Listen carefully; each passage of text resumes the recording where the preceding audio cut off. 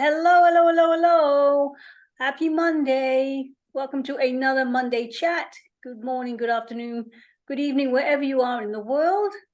Welcome to another Monday chat. Today I have in the hot seat Bobbi Chegwyn, and she is a author, podcaster, and advocate for the empty nest mom.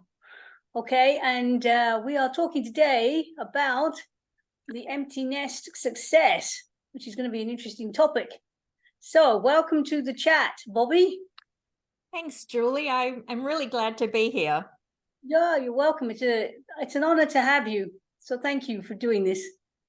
You're so welcome. Please, could you tell us a little bit about yourself? Certainly. I am a mum living in Cincinnati, Ohio, and all our children are now growing and flowing back to our home country of Australia. I have been working with women in transition for about 15 years, but I had the experience of becoming an empty nester and my father passing away a couple of years ago in the space of a few months. And I knew after those two life-defining moments that I really wanted to help other women in the same situation that I'm in. And so I started assisting women in the transition phase of empty nesting. Right. Okay. And it's for me, being single and not being a mum. It's an interesting topic. And I've done a bit of research, and I know quite a few mothers out there suffer from this, especially the mothers who are their children are their lifeblood, right? Yeah, I think so too. Look, it's a great loss of identity, Yeah, and it's not something that we necessarily prepare for yeah, when we are in this situation. We absolutely prepare for our kids to grow up, leave the nest, maybe go off to college, but we're kind of either consciously or otherwise pushed to the wayside, and we don't really often realize that we're going to have to help ourselves through this transition. right. Yes, getting through the other side as well, and not being so needy on the kids. I know the disadvantages, or the negative emotions and the feelings that you get from what I've heard anyway. Yeah. So how would you define the empty nest phase, and what are some common emotions or experiences that parents go through during this transition? Yeah, look, it's going to be different for everyone based on who they are and their life experiences and their current circumstances. Hmm. However, from working in this arena, specifically with empty nest mums for the last year, there is definitely a loss of identity. That's the first one. A lack of purpose. It's, well, I have been defined in this role as a mum for 18 plus years. Hmm. Then we've got, if they have a partner or a spouse, okay, I need to get to know you a little bit deeper because you've been another mum or a dad for the last number of years. There's also a disconnect that seems to be prevalent with their friends who aren't going through the same phase as them, whose kids may be still at home. So they don't really identify with these friends as much as they once used to. And it's really a matter of, what do I do now? I may have 20, 30, 40 years left. What Hmm. direction is my life going to go in? Yeah, exactly. Yes. And do you feel empty? You do. And it's really what I've come to realize is that there is an emptiness not only in our physical space in our home. Hmm. However, we have an emptiness when it comes to the 6 core human needs, because Hmm. those core human needs are really filled by the role of being a mother. And our child will walk out that door and Hmm. those needs are depleted. So it Right. really it has got to do with your physical space, but also I think just as important is the understanding that we are feeling this emptiness because we no longer are having our core human needs met in the same way that we were really familiar with. Yes, I understand that. Yes, you're not needed as much. You're not relied on as heavily, right? Yeah, well, if we look at those 6 core needs, we would get our love and connection, most likely from our kids, our security, comfort, day-to-day routine from our kids. We'd get variety, significance, contribution, and our own personal growth from raising kids. And then it's out the door with our kids, and it changes because we become remote mums, no longer in-person mums. Right. Yes. Remote moms. Yeah, that's a new terminology. Yeah. Thank COVID, work from Yeah. home mums. Okay. And is this empty nest feeling, is this what mothers go through when the kids go off to school and university? Yeah, well, it's interesting because college is such a huge part of the American way of life. Mm, And in Australia, it's probably a little bit different. I was over here when before my girls had started that tertiary phase. mm, So I know in this country, it is very prevalent that these mums are feeling that loss when their kids have graduated from high school. mm, And it's now this time of year around late July, early August, when they're moving their kids into college. And a lot of kids go out of state or at least a few yeah. hours away from their parents. Hmm. Yeah, I actually left the country. I left Hong Kong to study in the UK. So that must have been huge. I didn't think about it at the time, but that must have been a huge transition for my mother, because I was the youngest leaving the nest. Oh, Yeah. wow. So, I expect it was. yeah. And you know, it's funny that you mentioned that because I never thought the impact of how it was on my parents either. Mhm. So, yeah, it's an interesting thought. Different perspective, right?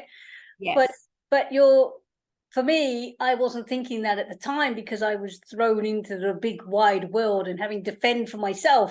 It's very Yeah. much like the you see in the cartoons where the baby chick falls out of the nest and they're flapping as hard as they can, but they're still plummeting, like a stone. Yes. Oh, I know. That's so cute. Yes, it's like, I've got to fly. I've got to So fly. yeah. And then just about an inch before they hit the bottom, they start to float. Yes, that's so Yeah. true.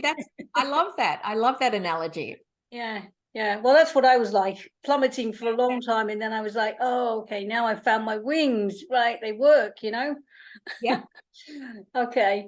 All right. So what are some effective strategies or coping mechanisms that parents can employ to navigate the challenges and emotional ups and downs of the empty nest phase? Yeah. Well, there are 3 parts to this.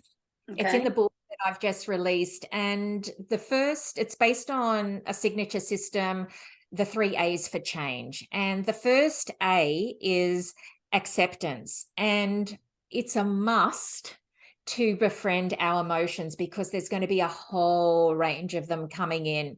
Mm, And what I have found, and these 3 A's are based on my own experience with empty nesting. And in fact, I did this first A again yesterday when I was so emotional because my daughter back in Australia, my eldest, turned 24 and I wasn't there with her. So I was really feeling those feels yesterday. But mm, I knew I had to go back to that. So I invited the emotions in, and that's the first step. So mm. befriending the emotion and sit with it, because emotion is an energy. These feelings are an energy and they are presenting themselves for a purpose.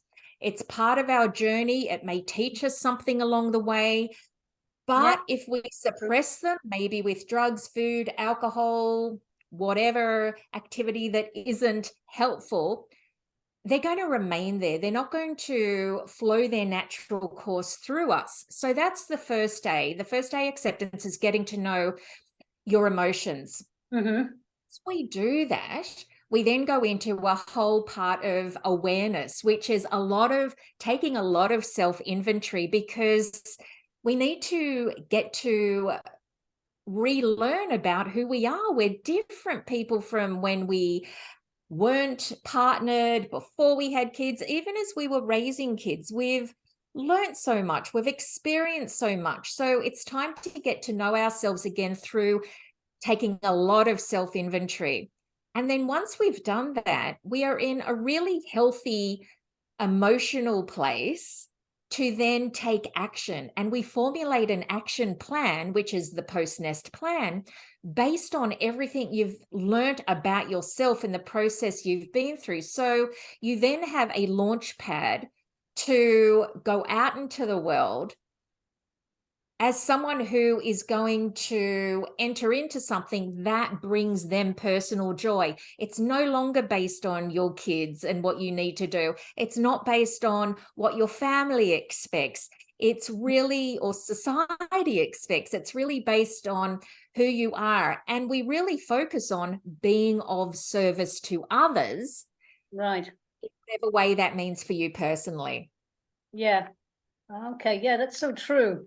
Really. A lot of people are realizing this.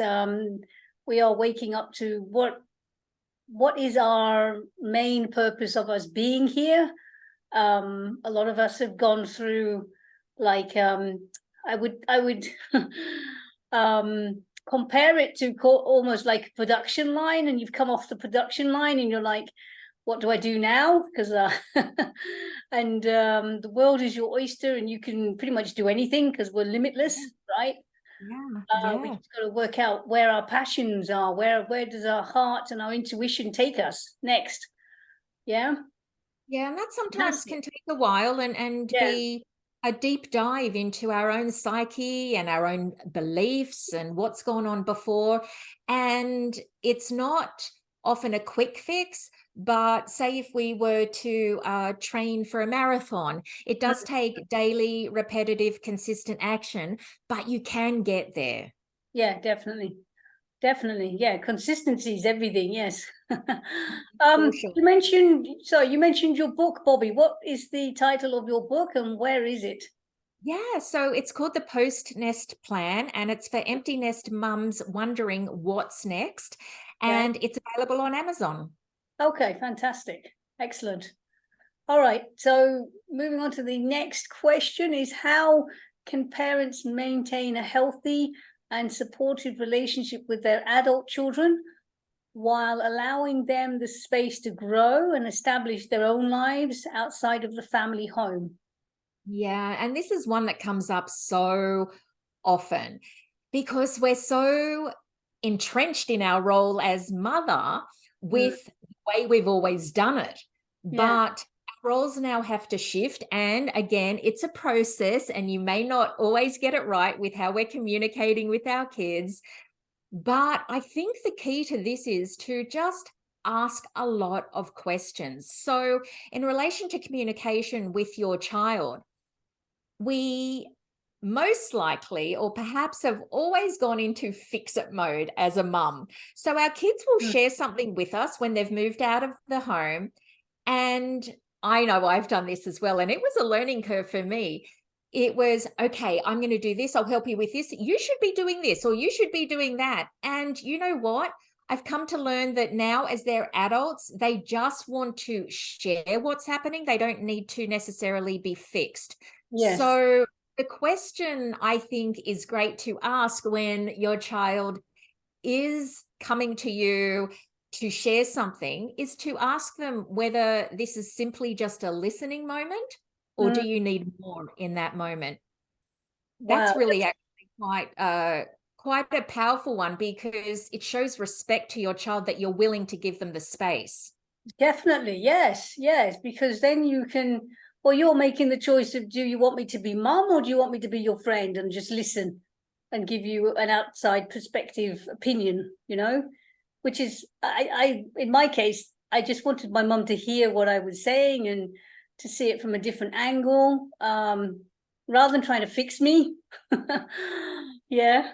So, oh, that, Yeah. that is a great gold nugget. That is really okay. Wow. My my relationship with my mother wasn't fantastic. I wasn't a great communicator. She wasn't a great communicator. We struggled to communicate, I have to say. And I felt that she was quite judgmental of things. So the more judgmental she was, the less I communicated with her. And interrogation, you mentioned about asking questions. Sometimes mothers can be a little bit too interrogative, and obviously they want to know, because the children aren't open and free to tell their mothers. I guess maybe for fear of reprisal, like I was. So asking, do you want me to be a listener, a sounding board, or would you like some advice?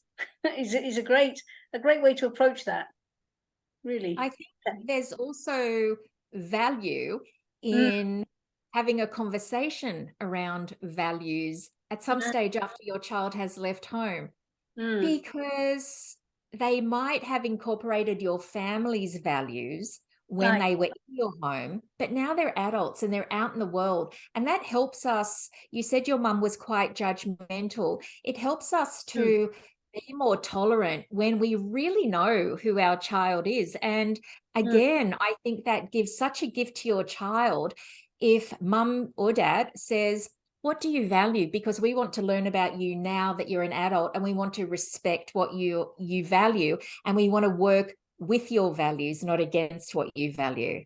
wow. Wow, that just sounds so alien to me. That's obviously a new Yeah. kind of parenting style. Wow. Okay. Yeah. Well, the thing is, Julie, it's interesting because especially with my eldest daughter, who has now been, she didn't come over to the US with us. She stayed at home and started university because she wanted to go to Sydney Uni. And Okay. I struggled for quite a while. Our relationship, we clashed a lot.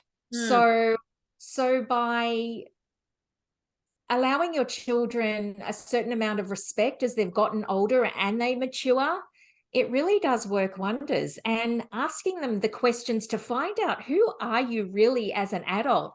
And I mm. think that makes them feel really validated, that they are no longer just the kid, that they are their own unique individual. Yes, definitely. Yes, yes. Yeah, because as I was growing up, I'm sure a lot of people out there and the lionesses can relate to this. You kind of feel like you're mini versions of your parents all melded together, and then you've kind of got to strip away what's theirs that no longer serves you, or that doesn't resonate with who you want to be, and then you start adding your own kind of programming it. You know, so it's like deprogramming and then reprogramming. Yeah. For example, in my case, my mother, my crazy mother, was a Liverpudlian, and they've got some really crazy ideas. The people from Liverpool, she had some Yeah. really strange superstitions, and I just didn't feel like I had to do them anymore, and I just Yeah. didn't gel with me. It took me years to stop these ingrained habits I had. Yeah. um, and then I've built up, obviously replaced those bad habits or weird habits with healthy ones. So yeah, that's great. I think we can all relate to those. Yeah, definitely. All right, okay.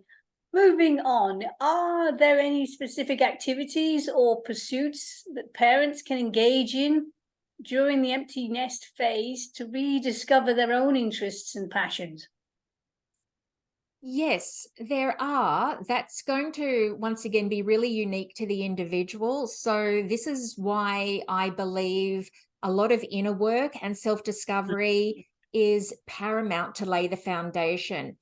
I have come across people in empty nest groups whose suggestions to those who are just starting on this journey is go find a hobby, do Hmm. this, do that. And for me, it makes me feel uneasy because I know their intentions are good, but we really need to meet these women and dads where they are at the moment. So first things first, we need to learn to crawl before we can walk. So we really need to find out who we are. I think that's, although that's that involves a bit of work and a bit of Yes. digging, and it's not the glitter and sparkles that we all want straight away, we Yeah. do have to do some prerequisite work before we're at that stage. So my advice is to, before you really know who you are, even you might have an idea of who you are, but Mm, we really have to have an understanding. Am I doing this because I liked it when I was 20, but I don't really like it now? Am I doing this because my neighbors are doing it? Am I doing mm, this because my husband says it's a good idea, or am I really doing it for myself? mm. So we need to work out who we are before we go after those joyful, passionate pursuits. Yeah, I totally agree. I totally agree. If you can, yeah, sit down with yourself and get to know who you are, because as a mother, as a parent, you are constantly giving, giving, giving, and you have very little time to do a self-reflection, right? On Yeah. who you are as a person, because your main role is a parent. So yeah, Yes. that's really important. And how long roughly would that phase, that pre-phase take?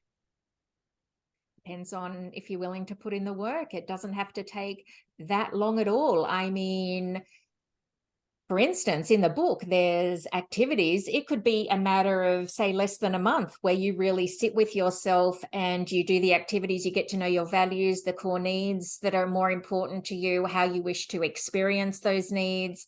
You look at your parenting skills that are life skills that can be transitioned into a new area.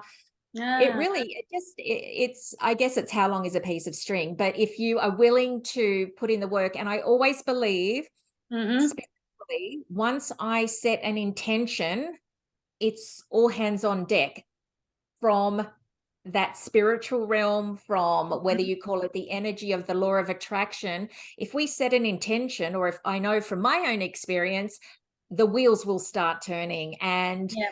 you will realize you're further along on this process, or in this process, than you thought you might have been. True, true, true. I know a lot about the law of attraction and how it works. Yeah, that is so true. I wanted to mention the ikigai. Have you ever heard of ikigai?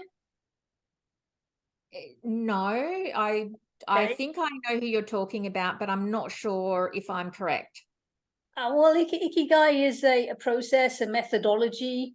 It comes from, originates from Japan, and it's basically a Venn diagram of intersecting circles, and you ask yourself different questions about where your passion is, what do you want to do that's going to serve the world, who do you want to look after, and then in the center of all these intersecting circles is basically the core beliefs and skills and abilities that you have, that you can go away with and find a new hobby, a new passion, maybe a new career, right? Yeah, Okay, because there's nothing stopping you having after parenthood, having another career back in the 9 to 5, or as an absolutely. entrepreneur like yourself, right? Mm-hmm. Okay, Yeah, yeah, life doesn't just stop because your kids have left the nest, right? absolutely. In fact, Exactly. it's a whole new phase to be Yeah, explored and discovered. exactly. So I highly suggest that people do the ikigai. There's some ikigai tests online where they run you through the questions, and then they produce the ikigai Venn diagram for you, and they give you some options, possible ideas. Because especially if you have really no idea, Yeah. and you haven't done that self-reflection to ask yourself these questions, it's quite difficult. Yeah. It So can be, and it can be yeah. quite Mm, confronting. But yes. if we're open and ready, then it's a pretty insightful discovery. Yeah. Yes. Yeah. So okay. Fantastic. And so, what advice would you give to parents who may be struggling with feelings of loss, loneliness, or lack of purpose after their children have moved out? I think first things first would be, so many women I have spoken to are lacking connection, and they feel like they're alone, and they feel like not many other people will understand them. So Oh. I think one of the greatest things people can do is connect in a community with other like-minded women, Mm-hmm. so they feel supported, so they can understand what they're going through isn't strange, they're not weird, they're not alone, that they matter, and where they are is going to be heard and seen by other people. So I would really suggest connecting with a community of other empty nesters. Okay. Have you got a community like that? We do. It's Join? called the Inspired Empty Nest Ah, Mums Group, and we're right. on Facebook. Okay, fantastic. Okay, that's really great advice. So how can they find fulfillment and meaning in this new phase of life? Well, it just goes back to really just not forcing it, understanding that where they are right now is absolutely perfect and okay in the scheme of things. Right. I think it's important just to take it as a day by day approach, and don't think you have to put the cart before the horse. Don't think you have to be at the peak of that mountain straight away, looking at all the wonderful views that are going to be presented to you once you work through the process. Honor yourself and where you are at the given moment.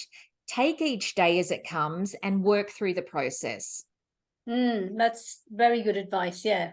Well, yeah, because if you don't take it as each day comes, it can be really overwhelming, can't it? Yeah, absolutely overwhelming. Yes. And we're not doing our due diligence before we set out into the world, we're Mm. not doing what needs to be done. Yeah, I hear you. Yeah, great advice, that. Right. Okay. Well, Bobbi, thank you so much for talking to us about the empty nest success. It's been a great chat, and you've shared some amazing gold nuggets with us. So I really appreciate that. And on behalf of the Lionesses, thank you. Before we end the chat, I'd like to wrap up with two final questions. The first one being is, what is it about you that makes you a fearless, strong, and confident lioness? I would say personally, for me, it's being okay with not being that every day. It's going back to that honoring of yourself Mm-hmm. and where you are on any given day. Sometimes I will be, sometimes I won't be. And it's in the days where I'm not, Mm-hmm. and that I am okay with that and understand that tomorrow will be different. Yes. That is, Right. for me, the most important thing, because we're not going to be flying high all of the time. Sometimes we take a dip, or we're that little bird trying to flap Yes. its, you mentioned. And I Yes. think we need to be okay with our own humanity. Yeah. Yeah. Of course. Of course. We have good days. We have bad days. Yeah. Yeah.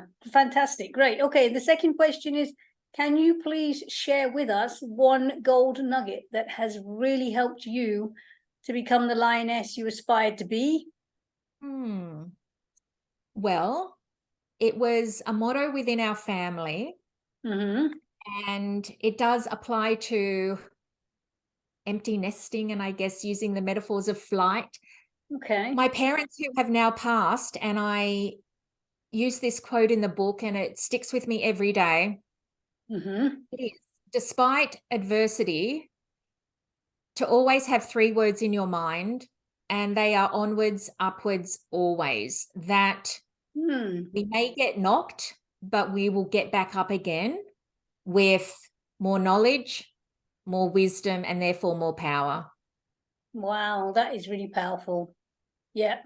I I actually have the same kind of motto, onwards and upwards, yeah? Forwards, Yay! looking forwards, always forwards. Perfect. Yes. But it's all part of being resilient, right? Yeah. Really Yeah, important to be resilient. Yeah. Because for sure. life happens, shit happens. Yeah, Unfortunately, we don't have a lot of control over some things. Yeah. yeah, So for sure. yeah, we have to get up and dust ourselves off and keep moving forward. Yeah. Yeah, now I've got that song stuck in my head. Which song? That, pick yourself up, dust yourself off, start all over again. It has been a pleasure to have you on the Monday chat, Bobbi. Thank you so much for sharing everything, your life experiences, your all your expert knowledge and your gold nuggets. Thank you. I appreciate it. How can we? What's the best way to contact you? Everything can be found on inspiredemptynest.com. Okay, fantastic. And I will share all of your links underneath the video when I post it. Okay, Thanks, Jo. thank you so much, Bobbi, for your time and all your gold nuggets again. We really appreciate you. Thanks so much for having me. You're welcome.